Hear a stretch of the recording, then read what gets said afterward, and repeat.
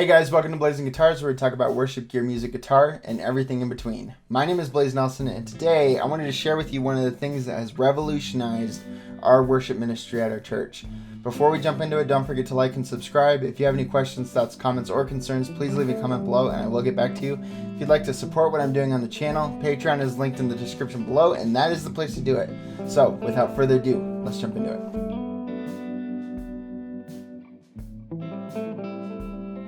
So this idea is fairly straightforward. For a long time in our church, we struggled with having enough musicians in the band. And oftentimes it was just me, a piano, and a drummer. And it was that way for years and years and years. Then I went to a church conference, and at that conference we did a round table with a bunch of different worship leaders. And the idea was thrown out that you should be looking for volunteers and band members specifically from the teenage demographic. And the point that they made was teenagers have all the time in the world, they're easy to teach. Even though they're not very good at 12, by the time they become 18, they'll be phenomenal musicians. So that really set off a light bulb in my head, and I immediately came home and added a couple people to our band. And we've been doing that for about 4 years now. So we came home and added two 12-year-olds in our band, and now they're both round 16.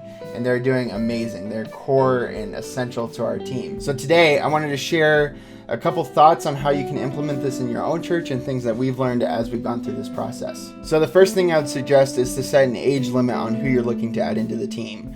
What I found is that 12-year-olds tend to start having some maturity that is really helpful in a band, but they're also really teachable and there's not really an attitude problem. And so if you can get them in there and show that they're valuable members of the team, and then what happens is that you get a loyal band member and they'll practice and they will work hard. Because what I found is specifically 12-year-olds are looking for something to do that's meaningful. So if you can give them something to do, they'll jump on that and attach to that.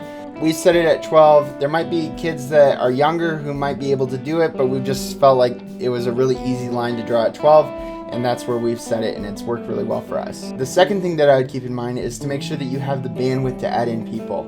When we first started, we started with one kid at a time. So we added a guitar player and we were able to work with him, and then we added a piano player a couple months later, and now we have another piano player who's being trained up. And what we found is that if you do it one at a time, it gives you a chance to work with those kids. And that might be hard to do in the midst of a band practice, but if you're only trying to juggle teaching one teenager, that can be a lot more doable than having like 3 at a time. Another idea would be to maybe do a class. So you could get 3 teenagers together and then start teaching them and start working with them that way. So I would suggest just spacing that out a little bit instead of taking in everybody who's interested.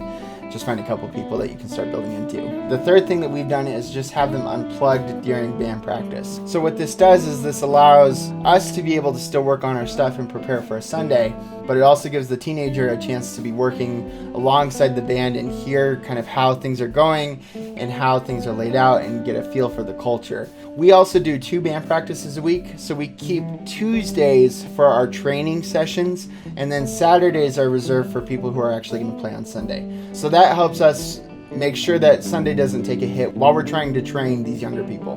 And then the final thing I would suggest, and I've said this before and I'll say it again, is just to make sure that you give those kids the resources that they need to practice. It's easy for band leaders to kind of fly by the seat of their pants and get set lists out late and be working on a much more spontaneous schedule. But what I found is if I can put a month's worth of sets out, then it really gives the teenagers a chance to practice and to be prepared.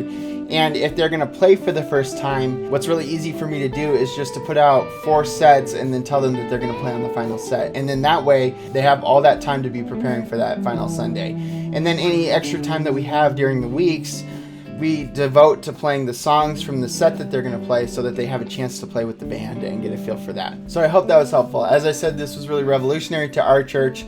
I've really enjoyed it. In fact, what that has provided me is a special opportunity to have a voice in their lives. So if you have vacancies in your band, look around and see if you have any 12-year-olds who are learning guitar or learning piano or learning that instrument, and try to start implementing them into the band, and you won't regret it. It takes a little bit of time up front, but in the end, it's a massive payout, not only in music, but in their lives as well. So I hope this was helpful. If you have any questions or thoughts on this, please leave a comment below and let's start a dialogue and a conversation here. Thank you so much for watching, and I hope you have a great week, and we'll see you next time.